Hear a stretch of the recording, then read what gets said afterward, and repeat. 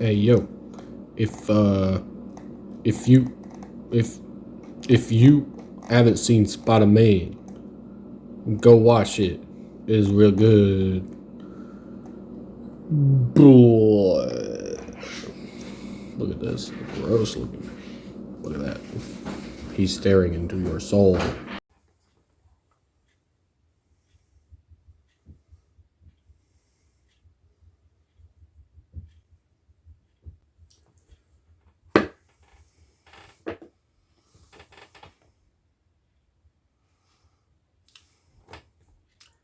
It's time.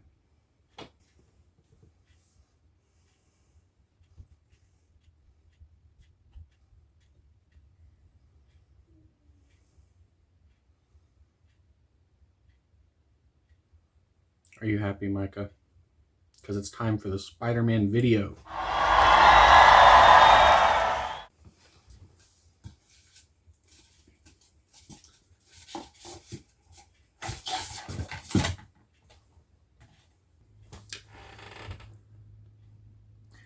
This little ring right here, it represents love. And I love Spider-Man No Way Home. This video isn't going to really talk about how much I like that movie. It's going to talk about some inconsistencies I don't like with the movie, and it's going to talk about, and this is sort of just my thoughts on the future for the character. Also, do you like my shirt? Oh my god, there he is. He wears this for 5 minutes. Why is it in the market? Inconsistency number 1.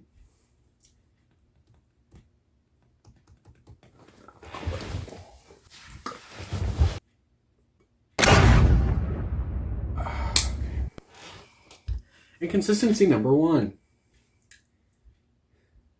Electro does not know Peter Parker is Spider-Man. Stated a couple times in the movie, actually, that he thought Peter Parker was black and that he thought Spider-Man was black.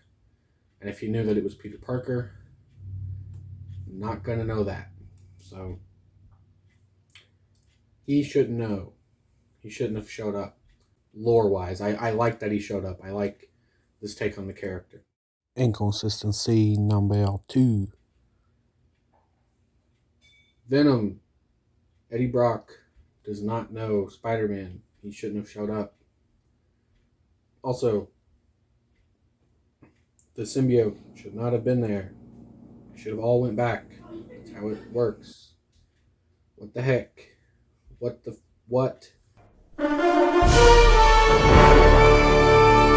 So now we're done with inconsistencies. Here's a little theory I have.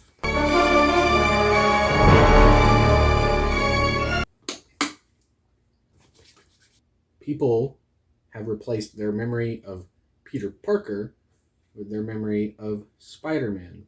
Here's what I mean.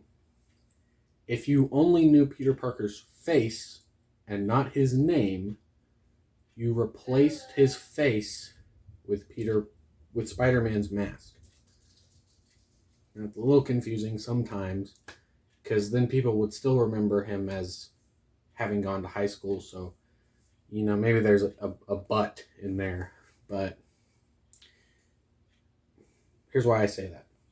Happy Hogan remembers Spider-Man. This is not even remotely considered anywhere else in the film because there's not a lot of time for them to have done this anyway. But Happy Hogan remembers knowing Aunt May through Spider-Man, which actually he knew him through Peter Parker and sort of Spider-Man, but more Peter Parker. So with that theory in mind, I would also like to think that would mean that's the same with a bunch of other characters like MJ and Ned and the teachers, and because they need to show up again, please. They should have been in this movie more. There should have been a lot more in this movie. But it's fine. It's whatever. I think it's perfect the way it is, but also not. they need to come back. Period.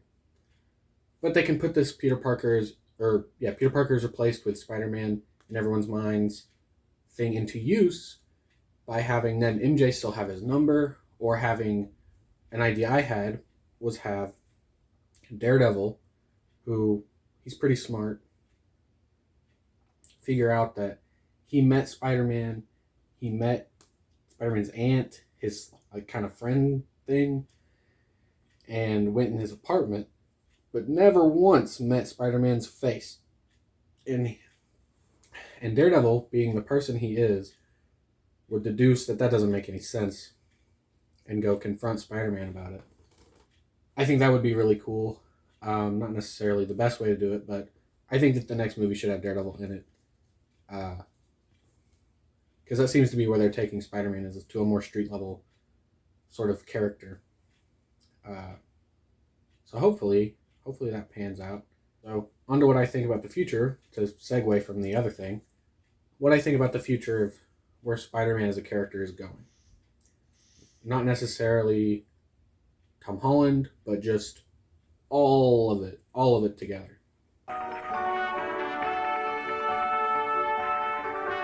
So for Tom Holland, we'll start with him. I think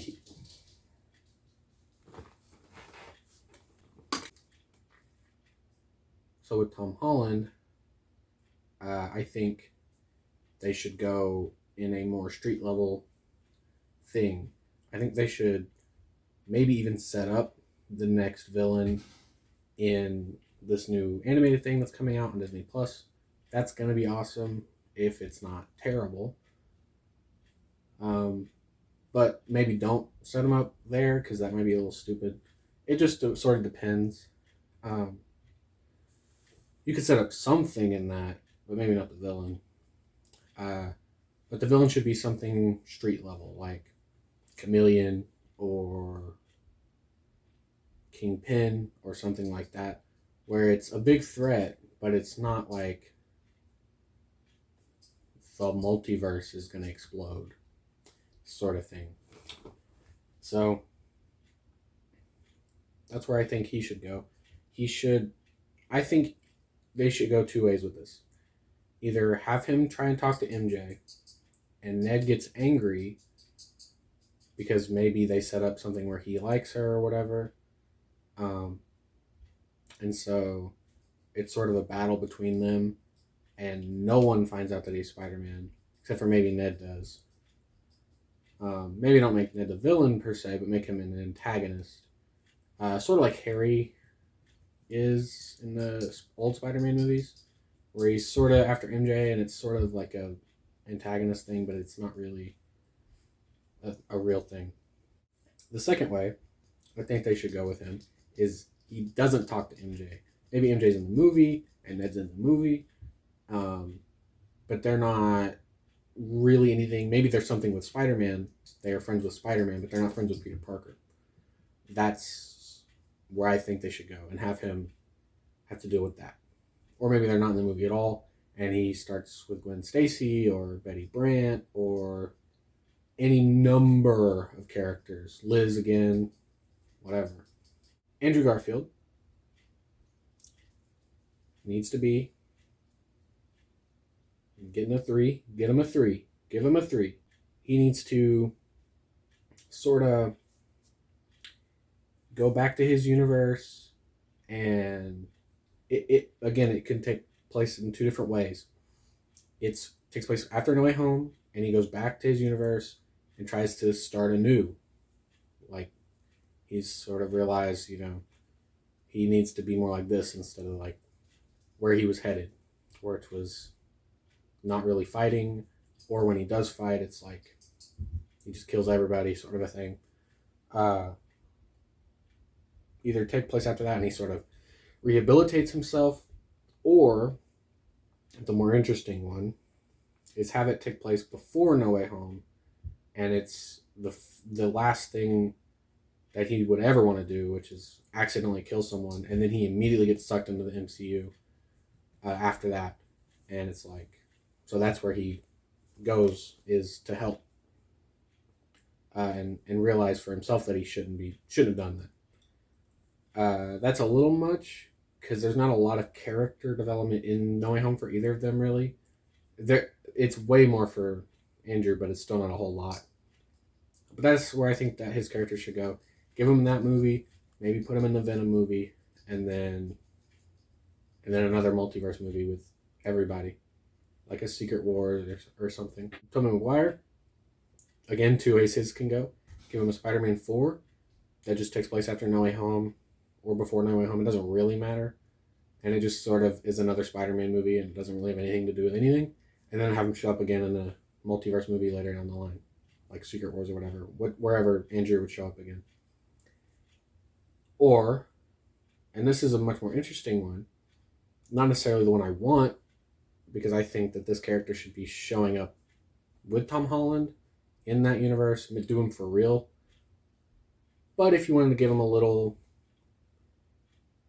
hint or a little tease or a little Sony's own version before Marvel does it, is have a Spider-Man 4, call it that, market it as a Tobey Maguire Spider-Man 4, and then he dies, like in the first couple minutes, and Miles has to take over.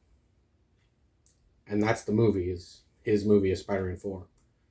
I think that'd be way cooler than just a normal Spider-Man 4. And you don't have to kill Tobey right away. You could have Miles show up, the whole movie plays out, and towards the end, just before the third act, Tobey Maguire's character dies, and then Miles has to, that's like his Uncle Ben moment. But I don't know. I think I'd rather them just do Miles with Tom Holland whenever that gets to there. I know that'd be it's a long time from now, but I think it'd be better to do it with Tom Holland and do it right than to do it technically right with Tobey Maguire, but then he's just like in another universe, and that's not as interesting, I don't think. Now, I don't think they should do Gwen either. I don't know how they're going to do Gwen. I want them to do Gwen, and I want them to do Silk more than anything. Spider-Woman, don't do Spider-Woman. You can call Spider-Gwen Spider-Woman if you want. Don't do actual real Spider-Woman, because that is not really a Spider-Man character. That's more of like different thing. Not really, but power set wise, you know.